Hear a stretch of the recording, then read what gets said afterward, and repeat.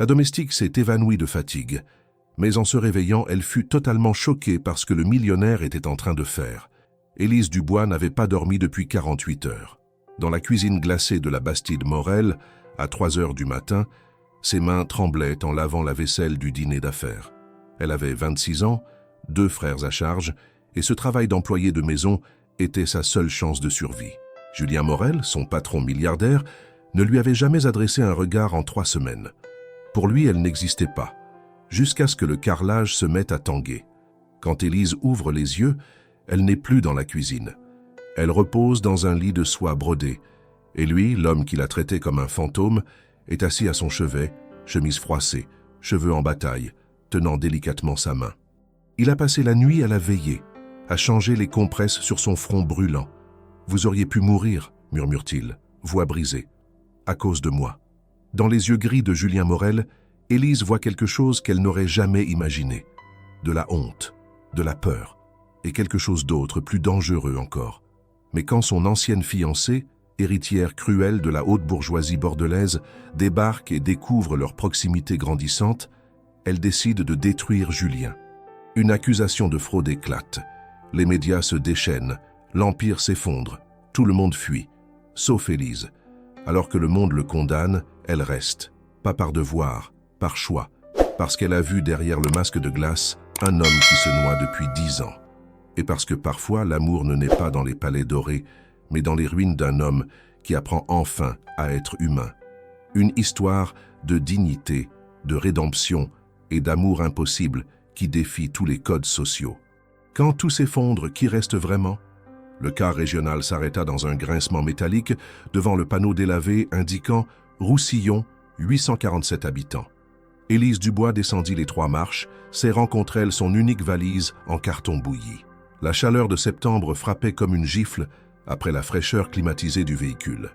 Autour d'elle, les façades ocres des maisons provençales vibraient sous le soleil de midi, et l'odeur de la lavande sauvage se mêlait à celle du thym écrasé par les semelles des touristes.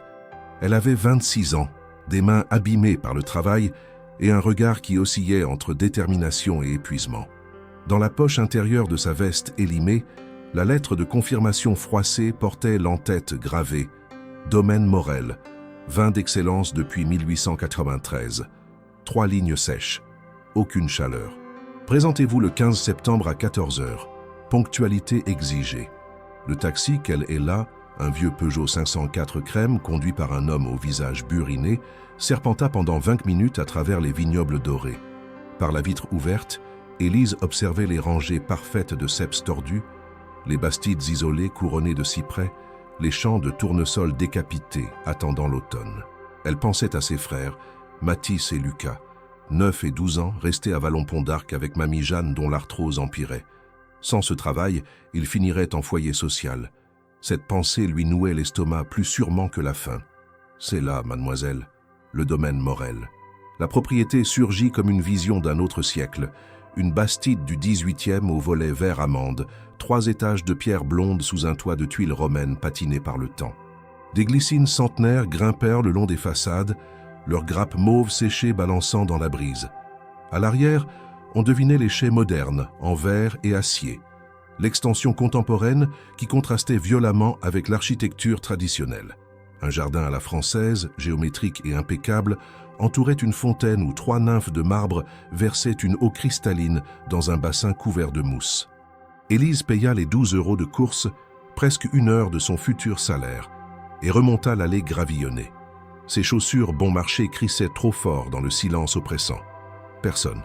Juste le chant obsédant des cigales, et au loin, le ronronnement d'un tracteur entre les vignes. Elle sonna. 1 minute passa. 2. Puis la porte massive s'ouvrit sur une femme d'une 60aine d'années, cheveux gris tirés en chignon strict, tablier noir impeccable. « Vous êtes la nouvelle ?» Pas de sourire, pas de prénom. Juste une inspection rapide, de haut en bas, comme on évalue une jument au marché. « Élise Dubois, oui, je suis attendue à 14 h. Il est 14h02. Monsieur Morel déteste les retards. Suivez-moi. » La femme, qui ne se présenta jamais, traversa un hall aux proportions vertigineuses. Tomette d'époque, escalier en pierre avec rampe en fer forgé, lustre vénitien pendant du plafond à caisson. Sur les murs, des portraits de famille au cadre doré observaient les visiteurs avec une sévérité d'un autre temps. Une odeur de cire d'abeille et de bois ancien flottait, mélangée à quelque chose de plus discret, un parfum d'agrumes et de cuir. Elles montèrent au second étage, empruntèrent un couloir où les lattes du parquet craquaient sous chaque pas. La femme ouvrit une porte au fond. « Votre chambre. Salle de bain commune au bout du couloir. Vous descendez à 6 heures demain matin. Le petit déjeuner de monsieur doit être prêt à 7 heures précises. Café noir, tartine beurrée, confiture d'abricot maison. Jamais de sucre dans le café. Jamais. » Elle parlait comme on récite une liturgie. Vous nettoierez les 3 étages en rotation hebdomadaire. Lundi et jeudi, les chambres. Mardi et vendredi, les salons et la bibliothèque. Mercredi, les cuisines et offices. Samedi, les extérieurs si nécessaire. Dimanche, vous avez quartier libre après 13 heures, sauf réception. Les repas de monsieur sont servis à midi pile et à 20 heures. Il n'aime pas la fantaisie. Suivez les menus que je laisse chaque semaine. Des questions ? Élise contemplait la chambre minuscule. Un lit étroit, une armoire bancale, une fenêtre donnant sur le mur aveugle d'un chai. Rien à voir avec les pièces majestueuses entrevues en chemin. Et vous partez ? Je prends ma retraite. 32 ans ici. Mes genoux ne suivent plus. Vous avez de la chance, monsieur a accepté de payer un salaire décent cette fois. 1300 € logés. C'est généreux pour une débutante. Elle s'apprêtait à partir, puis se retourna. Quelque chose de presque humain traversant brièvement son visage sévère. Écoutez, petite. Monsieur Morel n'est pas méchant. Juste. Absent. Depuis la mort de ses parents, il est comme ça. Froid. Lointain. Faites votre travail sans faire de vagues, et tout ira bien. Ne cherchez pas à engager la conversation. Ne posez pas de questions, restez invisible. Puis elle disparut, ses pas décroissant dans le couloir comme un avertissement. Élise ne vit Julien Morel que le surlendemain. Elle s'était levée à 5h30, avait préparé le café dans la cafetière italienne argentée, en priant pour ne pas se tromper de dosage, disposé les tartines encore tièdes sur l'assiette en porcelaine de Limoges, la confiture d'abricot dans le petit ramequin de cristal. À 7h moins 5, tout était prêt sur la table de la salle à manger, nappe damassée impeccable, serviettes pliées en triangle. À 7h pile, il entra, grand, 1,85 m environ, silhouette élancée, moulé dans un costume gris anthracite sans un pli, cheveux châtain foncé, coupés courts, mâchoire carrée, pommettes hautes. Mais ce qui frappait, c'étaient les yeux, gris acier, d'une froideur minérale, comme des fenêtres ouvertes sur un hiver permanent. Il avait 30 ans, mais en paraissait 40 dans son regard. Il s'assit sans la regarder, déplia le Figaro, porta la tasse à ses lèvres, but, reposa, pas un mot, pas un signe de reconnaissance. Élise, debout près du buffet, ne savait pas si elle devait partir ou rester. Elle attendit. 5 minutes, 10. Il finit par lever les yeux, comme surpris qu'elle soit encore là. Oui, sa voix était grave, modulée, avec cet accent parisien châtié qu'elle n'entendait qu'à la télévision. Je voulais savoir si tout était à votre convenance, monsieur. Il observa sa tasse, sembla réfléchir. Le café est trop léger. Augmentez la dose demain. Pour le reste, c'est correct. Vous pouvez disposer. Disposer, comme on congédie un serviteur au XVIIIe siècle. Les jours suivants installèrent une routine mécanique. Élise se levait avant l'aube, préparait, nettoyait, cuisinait, récurait. La maison était immense, chaque pièce un univers. La bibliothèque aux murs couverts de cuir et de dorure contenait des milliers de volumes jamais ouverts. Le grand salon, avec ses fauteuils Second Empire et son piano à queue Steinway sous une housse poussiéreuse, semblait figé depuis des décennies. Les chambres d'amis, 7 au total, n'accueillaient jamais personne. Julien était un fantôme. Il partait tôt, revenait tard. Quand il était là, il s'enfermait dans son bureau ou descendait au chai superviser les vinifications. Jamais un regard vers elle, jamais une question. Elle aurait pu être un automate. Le seul moment où elle sentait son existence reconnue, c'était quand elle faisait une erreur.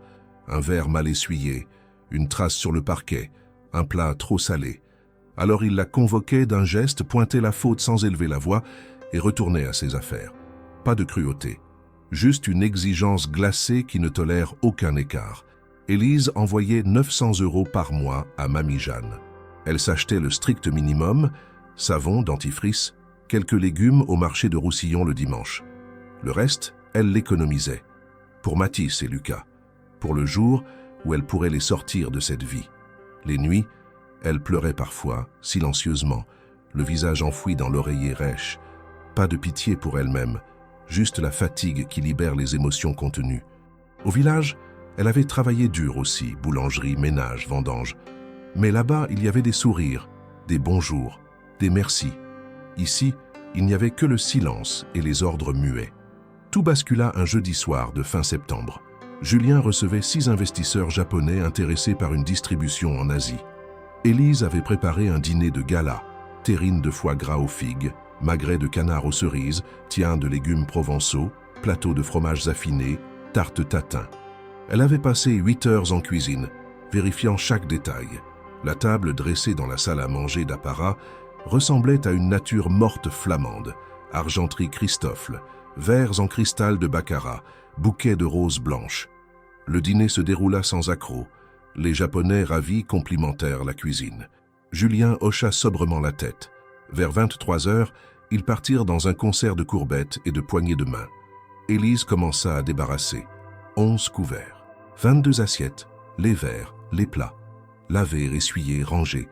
La cuisine ressemblait à un champ de bataille. 1 heure passa. Minuit. Elle titubait de fatigue, les pieds en feu, les mains gercées par l'eau trop chaude. Dans le couloir, elle croisa Julien qui remontait de la cave à vin, une bouteille poussiéreuse à la main, probablement un millésime rare pour célébrer le contrat. Il s'arrêta en la voyant, vraiment la voyant pour la première fois. Elle était pâle, cernée, une mèche de cheveux châtains collée sur son front moite, la robe noire réglementaire tachée, les chaussures trempées. « Vous avez fini ?»« Presque, monsieur. Il reste les verres à cristal et... » « Laissez. Finissez demain. » Elle le fixa, surprise. Un ordre, une permission. Il était difficile à lire. « Je préfère terminer ce soir, monsieur. Comme ça, demain matin, tout sera.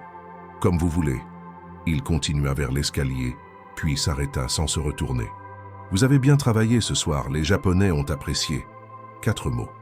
Les premiers qui ne contenaient ni reproche ni ordre. Élise sentit quelque chose se dénouer dans sa poitrine, une reconnaissance minuscule, mais qui pesait des tonnes après des semaines d'invisibilité. « Merci, monsieur. » Il monta sans répondre. Vendredi. Élise se réveilla avec une migraine lancinante. Fièvre? Non, juste l'épuisement cumulé. Elle avait dormi 4 heures, pas le temps de traîner. 6 heures, café. Tartine, 7 heures. Julien descendit, lut son journal, but son café, mieux dosé cette fois, repartit sans un mot. La matinée fila dans un brouillard, nettoyer les salons, aspirer, cirer. Les gestes mécaniques, automatiques. Vers 11 heures, un vertige la saisit en haut de l'escalier. Elle s'agrippa à la rampe, respira profondément. Ça allait passer. Midi. Préparer le déjeuner de Julien. Salade niçoise, pain de campagne, fromage de chèvre. Il mangea rapidement, repartit au chai. Elle avala 3 bouchées debout, but un verre d'eau, retourna au travail. L'après-midi devint une épreuve. Chaque mouvement lui coûtait. Repasser les draps, nettoyer les vitres du petit salon, préparer le dîner, blanquette de veau. Julien aimait les plats mijotés. Elle éplucha les carottes, les navets, les oignons. Les vapeurs de cuisson l'étourdissaient. 19h30. Elle dressa la table. 20h. Julien n'était pas là. Inhabituel. 20h15. Toujours rien. La blanquette refroidissait. Elle ralluma le feu sous la cocotte. 20h30. Elle entendit la porte d'entrée claquer. Des voix. 2 personnes. Julien entra dans la cuisine, suivi d'un homme en costume noir, porte-documents à la main. Avocat? Comptable? Élise, nous dînerons finalement à 21h. Préparez un couvert supplémentaire. Elle hocha la tête, ressortit l'argenterie, ajouta une assiette. Ses mains tremblaient légèrement. 1 heure de plus. Ça allait. Ça devait aller. 21h. Elle servit. Les 2 hommes parlaient chiffres, contrats, exportation. Elle fit les allers-retours, cuisine salle à manger, automate silencieux. 22h. Ils terminèrent. Elle débarrassa. 22h30. L'homme en costume partit. Julien monta se coucher. Élise se retrouva seule face à l'évier rempli de vaisselle graisseuse. Les murs de la cuisine semblaient ondulés. Elle s'aspergea le visage d'eau froide. Allez, courage. Encore 1 heure et elle pourrait dormir. Elle lava mécaniquement. Assiette, couvert, cocotte en fonte. Ses gestes ralentissaient. La fatigue n'était plus une sensation. C'était une présence physique, un poids de plomb dans ses membres. Ses yeux se fermaient d'eux-mêmes. Soudain, le carrelage se mit à tanguer. Elle voulut s'appuyer au comptoir. Ses doigts glissèrent. Le sol monta vers elle, trop vite.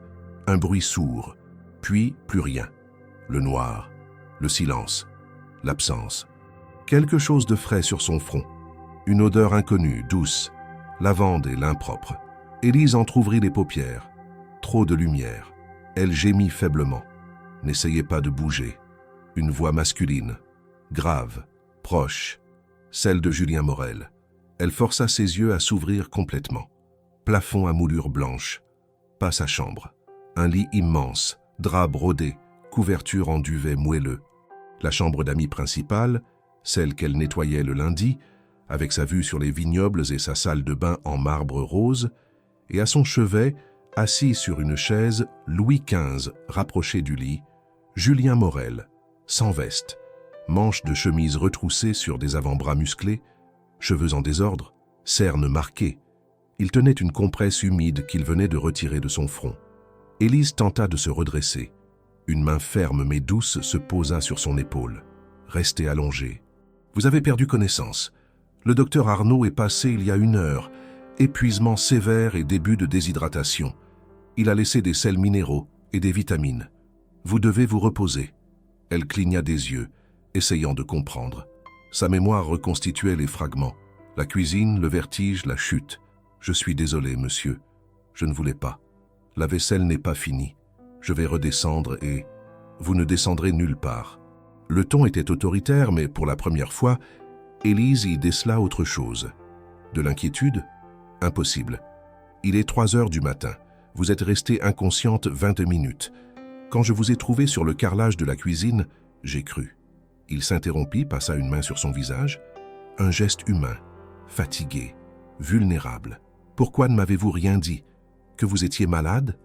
Épuisé? Élise le regarda, incrédule. Vous dire, monsieur? Un silence lourd tomba. Julien sembla réaliser quelque chose. Il se leva, marcha vers la fenêtre où l'aube commençait à poindre, main dans les poches. Sa silhouette se découpait en ombre chinoise contre le ciel qui pâlissait. « Depuis combien de temps êtes-vous ici » demanda-t-il sans se retourner. « 17 jours, monsieur. 17 jours. Et combien de jours de repos ?»« Aucun, monsieur. Mais c'est normal, je... »« Aucun. » Il répéta le mot comme s'il le découvrait. Puis il se retourna, et Élise vit dans ses yeux gris quelque chose qu'elle n'aurait jamais imaginé y trouver. De la honte. Écoutez-moi bien, Élise. C'était la première fois qu'il prononçait son prénom. Il avait une sonorité étrange dans sa bouche, presque intime. À partir de maintenant, vous travaillerez de 8h à 18h. 1 heure de pause le midi. Dimanche complet de repos. Et dès lundi, quelqu'un viendra vous aider pour le ménage. Mais monsieur, ce n'est pas nécessaire, je peux. Ce n'est pas une proposition, c'est un ordre. Il s'approcha du lit et Élise vit les traits tirés, les yeux rougis par la nuit blanche. Il l'avait veillé. Lui, Julien Morel, le milliardaire inaccessible, était resté à son chevet toute la nuit. Vous auriez pu mourir dans cette cuisine à cause de ma négligence, de mon aveuglement. Sa voix se fissura légèrement sur le dernier mot. Reposez-vous maintenant. Je reviendrai ce soir, avec de la soupe. Il sortit sans attendre de réponse, refermant doucement la porte. Élise resta immobile, fixant le plafond. Son cœur battait d'une façon étrange, désordonnée. Quelque chose venait de se briser, ou de naître. Elle ne savait pas encore, mais tout avait changé. Élise passa 3 jours alitée, 3 jours pendant lesquels le domaine Morel connut une étrange métamorphose. Julien avait tenu parole. Une femme du village, Madame Duchamp, corpulente et joviale, vint s'occuper du ménage courant. Et lui, l'insaisissable Julien Morel, montait régulièrement à la chambre d'amis avec des plateaux repas qu'il préparait lui-même. Le premier soir, il était arrivé avec un bol de soupe à l'oignon fumante, du pain de campagne et une pomme. Il avait posé le plateau sur la table de nuit sans un mot, puis était ressorti. Mais le lendemain, il était resté. Assis sur la chaise près de la fenêtre pendant qu'elle mangeait, feignant de consulter des documents sur sa tablette, mais jetant régulièrement des coups d'œil furtifs dans sa direction. « Vous n'êtes pas obligé de rester, monsieur », avait murmuré Élise, gênée de manger sous son regard. « Je sais. » Il n'avait rien ajouté, mais il n'était pas parti non plus. Le troisième jour, alors que le soleil de fin d'après-midi baignait la chambre d'une lumière dorée, Julien apporta du thé à la bergamote et des madeleines. Il s'installa comme à son habitude, mais cette fois, le silence devint pesant. Élise sentait qu'il voulait parler, que les mots se bousculaient derrière ses lèvres serrées.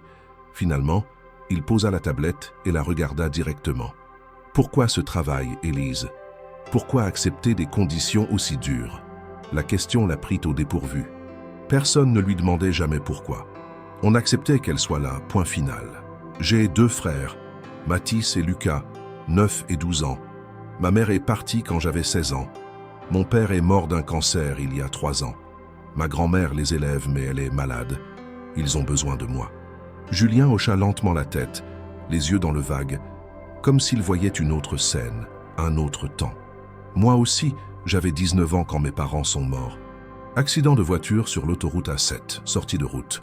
Le rapport d'enquête a conclu à un excès de vitesse combiné à la fatigue. Mon père revenait d'une négociation difficile à Lyon. Il voulait rentrer coûte que coûte pour mon anniversaire le lendemain. Sa voix était plate, métallique, mais Élise percevait la douleur enfouie sous chaque syllabe. Du jour au lendemain, je me suis retrouvé à la tête d'une entreprise de 50 employés, d'un patrimoine familial de 4 générations, de dettes que je ne soupçonnais même pas. J'avais 2 choix, couler ou durcir. J'ai durci. Il croisa les bras, regardant par la fenêtre les vignes qui ondulaient sous le Mistral. Pendant 10 ans, j'ai été une machine. Travailler, optimiser, performer, ne jamais montrer de faiblesse, ne jamais laisser personne s'approcher trop près. Parce que tout ce qu'on aime peut disparaître en 1 seconde sur une autoroute mouillée. Élise sentit sa gorge se serrer. Elle comprenait. Oh, comme elle comprenait. Et vous n'avez jamais eu envie de vous arrêter, de vivre autrement? Un sourire amer étira ses lèvres. Vivre? Je ne sais plus ce que ça veut dire. Je survis, je gère, je maintiens. Mais vivre? Non, pas depuis très longtemps. Il se leva brusquement, comme effrayé par sa propre vulnérabilité. Reposez-vous encore. Demain, si vous vous sentez mieux, vous pourrez descendre. Mais pas de travail, juste être là. Il sortit rapidement, laissant Élise avec un sentiment étrange, une connexion invisible qui venait de se tisser entre 2 solitudes. La semaine suivante installa une routine différente. Élise reprit progressivement ses tâches, mais Madame Duchamp gérait le gros du ménage. Les horaires étaient respectés, les dimanches, libres. Élise découvrait avec stupéfaction qu'on pouvait travailler sans s'effondrer. Mais le plus troublant, c'était Julien. Il ne se cachait plus. Il prenait son petit déjeuner en bavardant, de façon maladroite, certes, mais bavardant quand même. Il demandait son avis sur les menus. Il lui montrait les nouveaux cépages dans les vignes. Il lui apprenait à reconnaître un bon millésime au nez. Un soir d'octobre, il frappa à la porte de sa chambre, la vraie, celle sous les combles, avec une boîte en carton. « C'est pour vous. » Élise ouvrit. Des livres, 5 romans. Duras, Modiano, Nothomb, Lévy, Delerme. Vous m'avez dit que vous aimiez lire, mais que vous n'aviez jamais le temps. Maintenant, vous l'avez. La bibliothèque du rez-de-chaussée vous est ouverte aussi. Elle caressa les couvertures, émue. Personne ne lui avait offert de livres depuis le collège. Merci, monsieur. C'est vraiment gentil. Julien. Appelez-moi Julien. Leurs regards se croisèrent. 1 seconde. 2. Trop long pour être anodin. Il recula d'un pas. Bonne nuit, Élise. Bonne nuit, Julien. Son prénom dans sa bouche avait un goût d'interdit délicieux. Les semaines suivantes furent un étrange ballet. Ils gravitaient l'un autour de l'autre, aimant, s'attirant et se repoussant. Des conversations nocturnes dans la bibliothèque, un verre de vin à la main parlant de tout et de rien. Des silences complices pendant les repas. Des regards qui s'attardaient une fraction de seconde de trop. Julien se livrait par bribes. son enfance solitaire dans les pensionnats suisses, la pression familiale pour perpétuer la dynastie Morel, les fiançailles arrangées avec Marie Lavallière, fille d'un grand négociant bordelais, rompu 2 ans plus tôt parce qu'il ne supportait plus de jouer un rôle. Élise, elle, racontait Vallon-Pont d'Arc, les baignades dans l'Ardèche, les étés à vendre des glaces aux touristes, les nuits à veiller Mamie Jeanne quand la douleur l'empêchait de dormir.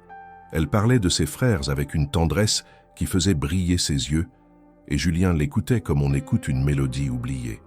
Un dimanche après-midi, ils marchèrent ensemble entre les vignes. Novembre avait doré les feuilles, et l'air sentait la terre humide et le mou fermenté. Julien portait un pull à col roulé marine au lieu de ses éternels costumes, et Élise l'avait rarement trouvé aussi humain. « Vous savez ce que je trouve extraordinaire chez vous ?» dit-il soudain. « Chez moi ? Votre capacité à rester digne. Malgré tout, la fatigue, l'injustice, la dureté du travail, vous ne vous plaignez jamais. Vous ne vous apitoyez pas. Vous faites ce qui doit être fait avec une grâce que je n'ai jamais vue chez personne. » Élise s'arrêta, troublée par l'intensité de son regard. « Je ne suis pas digne. Je suis juste têtue. Non, vous êtes forte et belle. » Le dernier mot tomba comme une pierre dans l'eau calme. Julien sembla réaliser ce qu'il venait de dire. Il ouvrit la bouche pour se rattraper, mais Élise posa doucement sa main sur son avant-bras. « Merci. » Ils restèrent ainsi, debout entre les rangs de vignes centenaires, le vent chantant autour d'eux. Quelque chose d'irréversible venait de se produire. Le 18 novembre, tout bascula. Élise préparait le déjeuner, un cassoulet aux haricots de Castelnaudary, quand elle entendit une voiture remonter l'allée. Pas le 4x4 de Julien, quelque chose de plus luxueux, au ronronnement feutré. Elle jeta un œil par la fenêtre, une Porsche Cayenne blanche. Une femme en descendit, silhouette élancée moulée dans un tailleur Chanel crème, cheveux blonds impeccablement coiffés, lunettes de soleil Dior, malgré le ciel gris. Elle claqua la portière avec une autorité naturelle et se dirigea vers la porte d'entrée sans sonner. Marie Lavallière. Élise reconnut immédiatement le type. Elle en avait croisé des dizaines dans les boutiques chics d'Avignon où elle faisait parfois les courses pour Julien. Cette assurance qui vient de l'argent, cette beauté entretenue à coups de soins esthétiques et de personal trainer, ce dédain subtil pour tout ce qui n'appartient pas au même monde. Marie entra comme en territoire conquis, talons claquant sur les tommettes. « Élise, c'est ça? On m'a dit qu'il y avait une nouvelle employée. Où est Julien? » Pas de bonjour, pas de « s'il vous plaît ». Juste l'ordre impérial d'une femme habituée à être obéie. « Monsieur Morel est au chai, madame. Il reviendra vers 13 h. Monsieur Morel. » Comme c'est formel. Un sourire carnassier étira ses lèvres parfaitement glossées. « Dites-lui que Marie est là. Je l'attends au salon. Apportez-moi un thé. Darjeeling. Sans sucre. » Élise serra les dents, hocha la tête et fila à la cuisine. Quand elle revint avec le plateau, Marie inspectait la pièce comme une experte évaluant un bien immobilier. « Posez ça là. » Elle s'installa sur le canapé, croisa ses jambes interminables, sortit son téléphone. Élise s'apprêtait à partir quand la voix de Marie la cloua sur place. « Alors comme ça, Julien a engagé une jeunette cette fois. » Élise se retourna lentement. « Je vous demande pardon ? Oh, ne faites pas l'innocente. J'ai entendu parler de votre petit incident, votre malaise, et du dévouement soudain de Julien à votre chevet. » Elle but une gorgée de thé, les yeux pétillants de malveillance. « Écoutez, ma petite, je connais Julien depuis 15 ans. Nous avons été fiancés. Nous nous sommes séparés temporairement parce qu'il traversait une phase difficile, mais nous sommes destinés l'un à l'autre. Nos familles, nos milieux, notre éducation. Alors si vous vous imaginez qu'un peu de compassion signifie quelque chose, détrompez-vous. Le sang d'Élise ne fit qu'un tour. Je ne m'imagine rien du tout, madame. Je fais mon travail. Point final. Vraiment ? Parce qu'aux dernières nouvelles, les employés ne prennent pas le thé avec leur patron dans la bibliothèque. Elle ne se promène pas avec lui dans les vignes. Elle ne. La porte du salon s'ouvrit brutalement. Julien, visage fermé, regard incendiaire. « Marie, qu'est-ce que tu fais ici ?» Elle se leva avec une grâce féline, sourire radieux instantané. « Julien, chéri, je passais dans la région et je me suis dit, tu ne passes jamais dans la région. Tu habites Bordeaux. C'est à 4 heures de route. J'avais envie de te voir. C'est un crime ?» Julien jeta un regard à Élise, qui se tenait raide près de la porte, mâchoire crispée. « Élise, vous pouvez disposer. » Elle sortit, mais en refermant la porte, elle entendit la voix de Marie, mielleuse et venimeuse à la fois. « Elle est plutôt jolie, ta nouvelle acquisition. Fais attention, Julien. Les histoires avec le personnel, ça finit toujours mal. » Marie resta 3 jours. 3 jours d'enfer. Elle s'installa dans la chambre principale comme une évidence, redécora mentalement chaque pièce à voix haute, critiqua les menus d'Élise, parla affaires avec Julien en la traitant comme un meuble. Pire encore, elle utilisait « nous » en permanence. Nous avons toujours adoré ce vin. Nous devrions refaire la terrasse. Nous pourrions organiser une grande réception pour Noël. Julien était tendu, distant. Il évitait le regard d'Élise, s'enfermait dans son bureau, répondait sèchement à Marie qui faisait comme si tout allait merveilleusement bien. Le 3e soir, Élise servit le dîner et vit Marie poser sa main manucurée sur celle de Julien. « Tu te souviens de nos étés à Cap-Ferret, de nos projets? Nous pourrions recommencer, Julien. Tout est encore possible. » Il retira sa main, mal à l'aise. « Marie, nous avons rompu, il y a 2 ans. Une erreur. Nous le savons tous les deux. » Élise sortit de la pièce, nausée. Elle n'avait aucun droit d'être jalouse. Julien n'était pas à elle. Il ne le serait jamais. Elle était l'employée. Marie avait raison sur un point. Ils n'étaient pas du même monde. Cette nuit-là, vers minuit, elle entendit frapper doucement à sa porte. Elle ouvrit. Julien, en jean et pull noir, les traits tirés. « Je peux entrer ?» Elle s'effaça. Il entra dans la minuscule chambre, soudain trop grand, trop présent dans cet espace confiné. « Élise, je voulais m'excuser pour Marie, pour son comportement. Elle n'aurait jamais dû vous parler comme ça. Ce n'est pas grave. Elle a raison de toute façon. » Raison sur quoi? Sur tout. Vous appartenez au même monde. Moi, je suis juste. Ne terminez pas cette phrase. Il s'approcha si près qu'elle sentait son parfum, bois de santal et bergamote. Je me fiche de savoir d'où vous venez. Je me fiche des conventions. Ces dernières semaines avec vous ont été les premières où j'ai eu l'impression de respirer depuis 10 ans. Vous me rendez humain. Le cœur d'Élise cognait si fort qu'elle craignait qu'il ne l'entende. Julien, vous êtes mon employeur. Je ne peux pas. Nous ne pouvons pas. Je sais. Mais il ne recula pas. Sa main se leva, hésitante, caressa doucement la joue d'Élise. Elle ferma les yeux, s'abandonnant une seconde à cette tendresse interdite. « Marie part demain matin, murmura-t-il, et nous parlerons de tout, de ce qui se passe entre nous, parce qu'il se passe quelque chose, n'est-ce pas? » Oui, un seul mot, mais qui contenait un aveu immense. Il se pencha, et Élise crut qu'il allait l'embrasser. Mais au dernier moment, il déposa juste un baiser sur son front, doux comme une promesse. « Bonne nuit, Élise. » Il sortit, la laissant tremblante, le cœur en tumulte. Marie partit effectivement le lendemain, non sans un dernier regard assassin vers Élise. Julien semblait soulagé, presque léger. Il proposa à Élise de dîner ensemble ce soir-là, vraiment ensemble, pas comme patron et employé. Elle accepta, le cœur battant. Mais à 17h, 2 voitures de police se garèrent devant le domaine. Élise était dans le jardin quand elle vit les uniformes descendre. Son sang se glaça. Julien sortit de son bureau, sourcils froncés. « Monsieur Morel ?»« Capitaine Vernet, DGCCRF. Nous avons un mandat de perquisition concernant des accusations de fraude fiscale et de falsification d'origine de vos vins d'exportation. » Le sol se déroba sous les pieds d'Élise. Julien devint livide. « C'est impossible. Il doit y avoir une erreur. Nous avons reçu un signalement anonyme avec des documents détaillés. Je vous conseille de coopérer. » Les heures suivantes furent un cauchemar. Les policiers fouillèrent le bureau, saisirent des ordinateurs, des dossiers. Des journalistes débarquèrent, alertés mystérieusement. Les flashs crépitèrent. Julien, menottes au poignet pour la procédure, fut emmené pour interrogatoire. Avant de monter dans la voiture, il croisa le regard d'Élise. Elle y lut la panique, la honte, l'effondrement. « Je suis innocent », articula-t-il silencieusement. Elle hocha la tête. Elle le savait. Les médias se déchaînèrent. Le baron du vin accusé de fraude massive. Julien Morel, la face cachée du luxe provençal. Scandale au vignoble Morel. Enquête en cours. Julien fut relâché après 48 heures, mais le mal était fait. Les contrats avec le Japon, annulés. Les distributeurs américains, suspendus. Les banques, gel des crédits. En une semaine, l'Empire tremblait. Le domaine devint un tombeau silencieux. Madame Duchamp ne vint plus, effrayée par le scandale. Les fournisseurs exigeaient des paiements immédiats.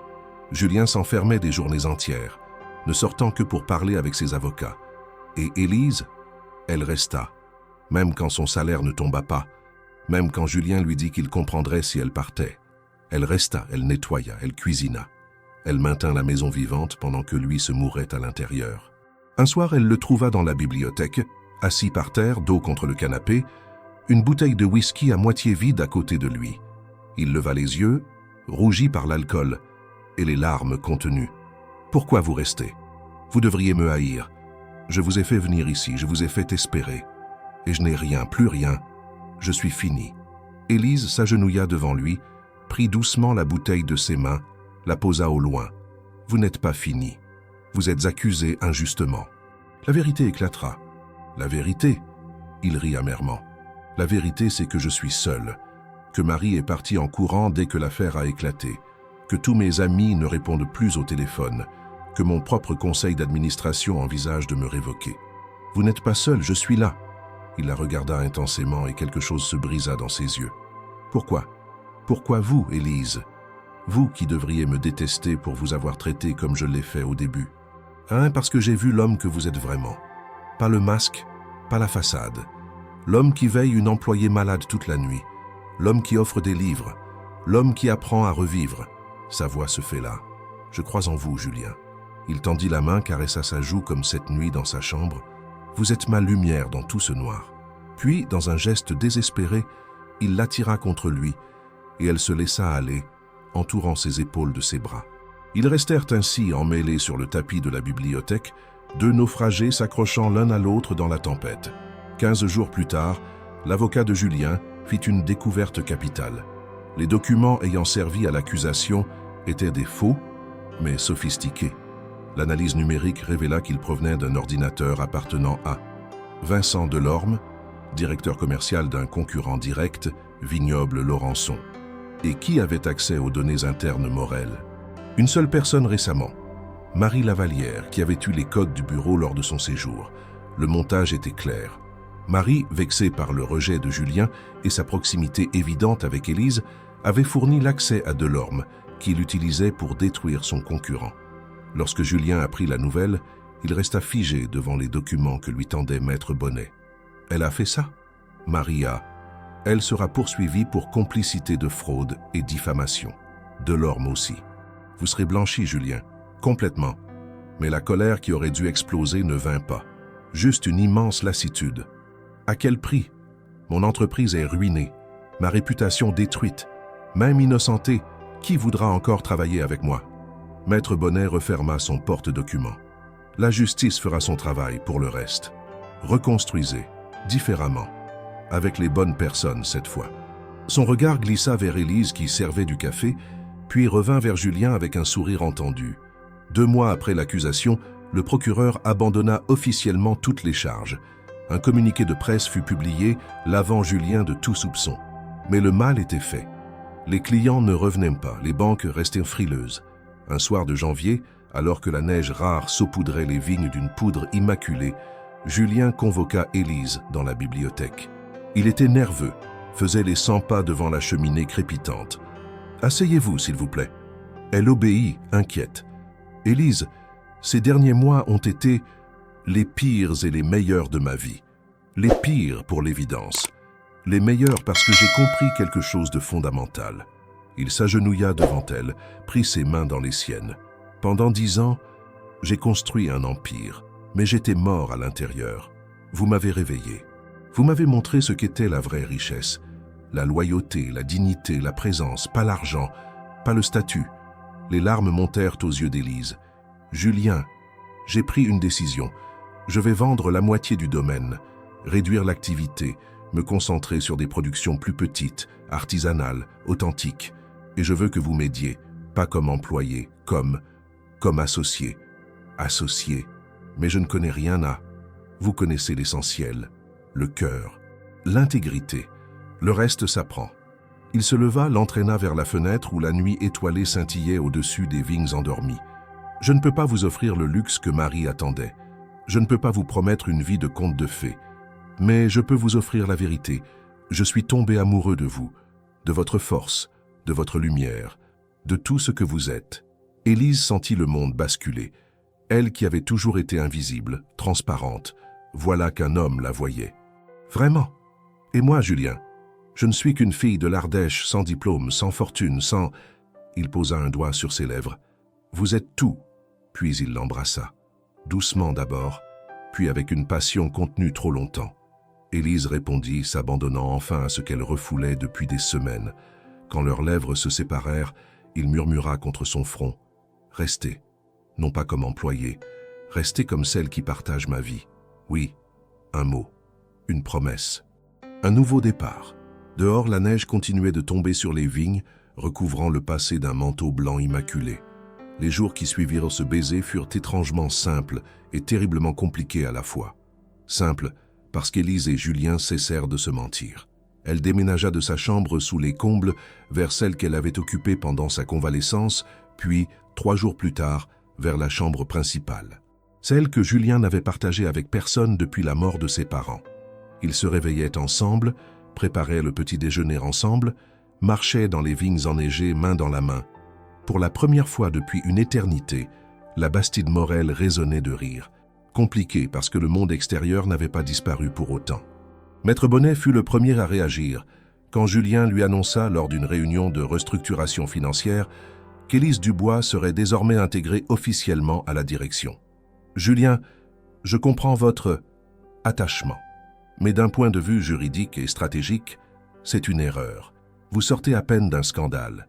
Afficher une relation avec votre ancienne employée de maison va alimenter tous les ragots. Les créanciers vont penser que vous n'êtes pas sérieux. » Julien s'était levé, mains à plat sur la table en chêne massif.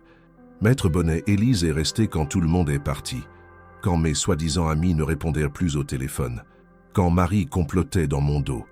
Elle a cru en moi alors que je ne croyais plus en moi-même. Si les créanciers ne comprennent pas ça, qu'ils aillent au diable. » L'avocat avait soupiré, ajusté ses lunettes. « Très bien, mais faites-le intelligemment. Inscrivez-la en formation professionnelle. Œnologie, gestion, comptabilité. Quelles sont les compétences légitimes? Sinon, on vous accusera de népotisme. » C'est ainsi qu'Élise se retrouva, à 26 ans, inscrite à l'université du vin de Suse-la-Rousse. 3 fois par semaine, elle faisait le trajet jusqu'au château médiéval transformé en école. S'asseyait parmi des étudiants qui la regardaient parfois de travers. La petite amie du patron qui joue à l'étudiante. Et absorbait tout avec une voracité qui impressionnait ses professeurs. Elle apprenait les cépages, les terroirs, les techniques de vinification, les subtilités des assemblages. Le soir, elle rentrait épuisée mais les yeux brillants et racontait à Julien ce qu'elle avait découvert. Il l'écoutait, émerveillé par cette soif de savoir, cette détermination à prouver qu'elle méritait sa place. « Tu n'as rien à prouver », lui disait-il en caressant ses cheveux alors qu'ils étaient allongés devant la cheminée. « Si, à moi-même. » Février apporta les premières décisions difficiles. Julien vendit effectivement la moitié du domaine, 15 hectares sur 30, à un consortium écologique suisse qui respectait les méthodes biodynamiques. L'argent permit de rembourser les dettes les plus urgentes. Mais il fallait réinventer le modèle économique. Élise proposa quelque chose d'audacieux lors d'une réunion avec les derniers employés fidèles. Il n'était plus que 7 contre 50 avant le scandale. Et si nous arrêtions de viser l'export massif? Si nous redevenions ce que nous étions à l'origine, un domaine familial de qualité exceptionnelle, avec des séries limitées, une traçabilité totale, des méthodes artisanales? Pierre, le maître de chai de 63 ans qui travaillait ici depuis 40 ans, hocha lentement la tête. « C'est ce que faisaient vos grands-parents, monsieur Julien, avant que tout devienne industriel. Des petites cuvées, vendues directement. Mais c'est moins rentable. »« Peut-être, » concéda Élise, « mais c'est plus authentique, et les consommateurs cherchent ça maintenant. L'authenticité, l'histoire. » Julien observait Élise mener cette réunion avec une assurance naturelle. Elle portait un pull simple en laine écrue, ses cheveux relevés en chignon flou, aucun maquillage. Mais elle rayonnait d'une autorité tranquille que Marie, avec tous ses diplômes et son pédigré, n'avait jamais possédé. « Faisons-le », décida-t-il. « Revenons aux sources. Les mois suivants furent un marathon. Réorganiser la production, contacter des cavistes indépendants plutôt que des grands distributeurs, créer un site internet élégant racontant l'histoire vraie du domaine, y compris le scandale et la rédemption. Organiser des journées portes ouvertes où les visiteurs pouvaient rencontrer directement les vignerons. Et lentement, très lentement, quelque chose se reconstruisit. Pas l'empire d'avant. Quelque chose de plus petit, mais de plus solide, de plus vrai.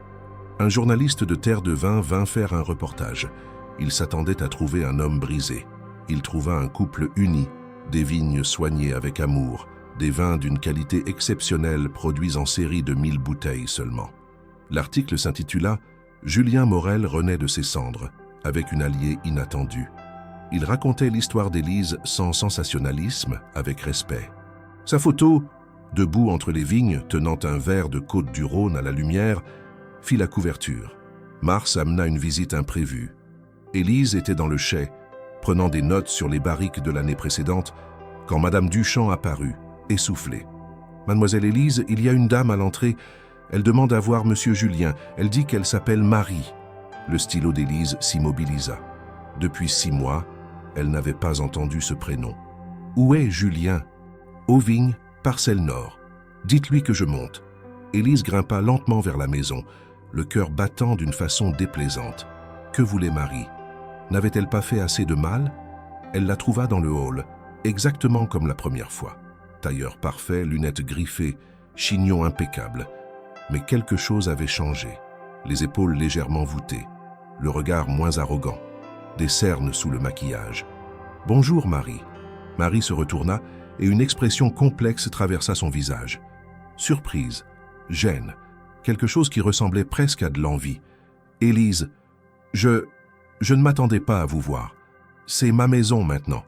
Que voulez-vous » La froideur d'Élise la surprit elle-même, elle qui était toujours si douce, si conciliante. Mais cette femme avait failli détruire l'homme qu'elle aimait. Marie baissa les yeux. « Je voulais parler à Julien. M'excuser, en face. Pas par avocate interposée. »« Tiens, vous excuser. Après avoir orchestré sa ruine. »« Je n'ai pas orchestré, » protesta Marie, puis elle se reprit, voix tremblante. « Enfin, pas vraiment. Vincent Delorme m'a manipulé. Il voulait juste quelques informations. Il a dit que c'était pour une étude de marché. Je ne savais pas qui il allait. Vous lui avez donné les codes d'accès du bureau de Julien. Vous saviez exactement ce que vous faisiez. » Les yeux de Marie se remplirent de larmes. J'étais furieuse, jalouse. Julien me repoussait et il était évident qu'il avait des sentiments pour vous. Pour une. Elle s'arrêta net, réalisant ce qu'elle allait dire. « Pour une quoi ?» demanda Élise, voix dangereusement calme. « Pour une domestique? Une fille du peuple? Allez-y, terminez votre phrase. Je suis désolée. » Marie s'effondra sur le banc du hall, sanglotant dans ses mains manucurées. Élise la regarda, partagée entre la colère et une pitié inattendue. Cette femme qui semblait avoir tout, beauté, argent, éducation, pleurait comme une enfant perdue. « Vincent m'a laissé tomber dès que l'affaire a éclaté, » murmura Marie entre 2 sanglots. « Mes parents m'ont renié. La société bordelaise m'a ostracisé. J'ai tout perdu. Mon nom, ma réputation, tout. Vous avez perdu ce que Julien a perdu. Sauf que lui était innocent. » Marie leva vers elle des yeux rougis. « Comment faites-vous? Comment restez-vous aussi forte? Aussi digne ?» Élise s'assit à côté d'elle, surprise par sa propre compassion. « Parce que j'ai grandi en sachant que je ne possédais rien, que tout ce que j'avais, je devais le mériter par mon travail, ma loyauté, mon caractère. Vous avez grandi en croyant que tout vous était dû, et quand on vous l'a retiré, vous vous êtes effondré. » Marie resta silencieuse, absorbant ces mots comme des coups de fouet mérités. La porte s'ouvrit. Julien entra, bottines boueuses, pull taché de terre. Il se figea en voyant Marie. « Qu'est-ce que tu fais ici ?»« Elle veut s'excuser, » dit Élise doucement. Marie se leva, vacillante. « Julien, je ne cherche pas ton pardon. Je ne le mérite pas. Mais je voulais que tu saches que je regrette, profondément. Ce que j'ai fait était impardonnable. J'ai failli détruire ta vie par jalousie et stupidité. » Julien resta immobile, mâchoire serrée. Élise sentait la tension irradier de lui comme une onde. « Tu as raison. C'est impardonnable. »« Je sais. » Un long silence tomba. Puis Julien soupira, passa une main fatiguée sur son visage. « Mais je ne veux plus porter cette colère. Elle me ronge. Alors je vais faire quelque chose que je ne pensais jamais faire. Je vais te pardonner. Non pas pour toi, pour moi, pour nous. » Il prit la main d'Élise, l'entrelaça avec la sienne. « Tu peux partir maintenant, Marie. » Et ne reviens plus. Marie hocha la tête, traversa le hall d'un pas chancelant. À la porte, elle se retourna une dernière fois. « Prenez soin de lui, Élise. Il a de la chance de vous avoir. » Puis, elle disparut. Élise se blottit contre Julien, qui tremblait légèrement. « C'est fini, » murmura-t-elle. « Vraiment fini. Oui, maintenant nous pouvons vraiment avancer. » Avril explosa dans une symphonie de couleurs. Les vignes se paraient de jeunes feuilles vertes, les cerisiers du jardin se couvraient de fleurs blanches, et l'air sentait le thym sauvage et la résine de pin réchauffée. Élise reçut un appel qui la fit pleurer de joie.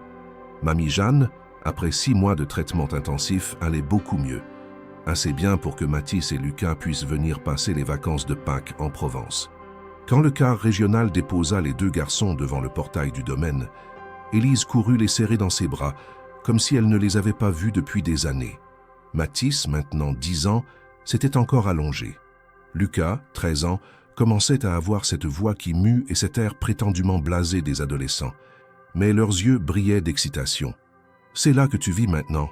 s'exclama Mathis, bouche ouverte devant la Bastide. « C'est un château. »« Presque » rit Élise. « Venez, je vais vous montrer. » Julien les attendait sur le perron, nerveux. Élise ne lui avait jamais vu cette expression, une vulnérabilité presque enfantine.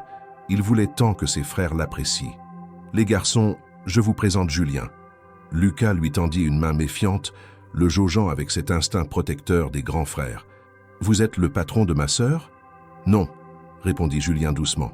« Je suis l'homme qui aime ta sœur. » Nuance importante. Un sourire fendit le visage de Lucas. « Ok, ça me va. » Mathis, moins subtil, demanda immédiatement « On peut visiter les caves ? Pierre m'a dit qu'il y avait des passages secrets. » Les jours suivants ressemblèrent à ce qu'Élise avait toujours rêvé d'une famille. Julien emmena les garçons en expédition dans les vignes, leur apprit à reconnaître les cépages, les laissa conduire le tracteur sous sa supervision. Le soir, ils jouaient aux cartes dans le salon, Mathis trichant outrageusement, Lucas le dénonçant, tous riant jusqu'à en avoir mal au ventre. Une nuit, Élise surprit une conversation. Elle descendait chercher de l'eau quand elle entendit des voix masculines dans la bibliothèque. La porte était entr'ouverte. « Tu as peur de quoi exactement ?» demandait Julien. « Que tu fasses du mal à Élise, » répondit Lucas, voix étonnamment mature. « Elle a déjà trop souffert, pour nous, pour papa, pour tout. Je sais, et je te promets que je préférerais me couper un bras plutôt que de lui faire du mal. Les adultes promettent tout le temps. Tu as raison, alors je ne vais pas te faire de promesses. Je vais juste te dire les faits. Ta sœur m'a sauvé la vie, pas métaphoriquement, réellement. J'étais mort à l'intérieur avant qu'elle arrive. Elle m'a réappris à respirer, à sentir, à espérer. Sans elle, je ne serais probablement plus là. » Un long silence. « Ok, tu peux rester avec elle. Mais si tu la fais pleurer, je reviens et je crève les pneus de ta Porsche. » Julien éclata de rire. Marché conclu. Élise s'éloigna silencieusement, le cœur gonflé d'amour. Juin amena le moment tant attendu. Le lancement officiel de la nouvelle ligne Domaine Morel. Plutôt qu'une grande réception ostentatoire, Élise avait proposé quelque chose de différent. Une journée portes ouvertes, authentique. Visite des chais, dégustation commentée, rencontre avec les vignerons, pique-nique dans les vignes avec les produits du terroir. « C'est trop simple », avait objecté le directeur marketing engagé à temps partiel. « Il faut de l'éclat, du spectacle. »« Non », avait répondu Élise avec une fermeté qui surprit tout le monde, y compris elle-même. Le spectacle, c'est ce qui nous a perdus. L'authenticité, c'est ce qui nous sauvera. Julien avait souri, fier. Le jour J, plus de 300 personnes se présentèrent. Des cavistes, des restaurateurs, des journalistes spécialisés, mais aussi des gens ordinaires, attirés par l'histoire de rédemption qu'ils avaient lue dans la presse. Élise, vêtue d'une robe lin bleu ciel toute simple, accueillit chacun personnellement. Elle racontait l'histoire du domaine, pas la version lisse et parfaite, mais la vraie. Les erreurs, la chute, la reconstruction. Les gens écoutaient, captivés.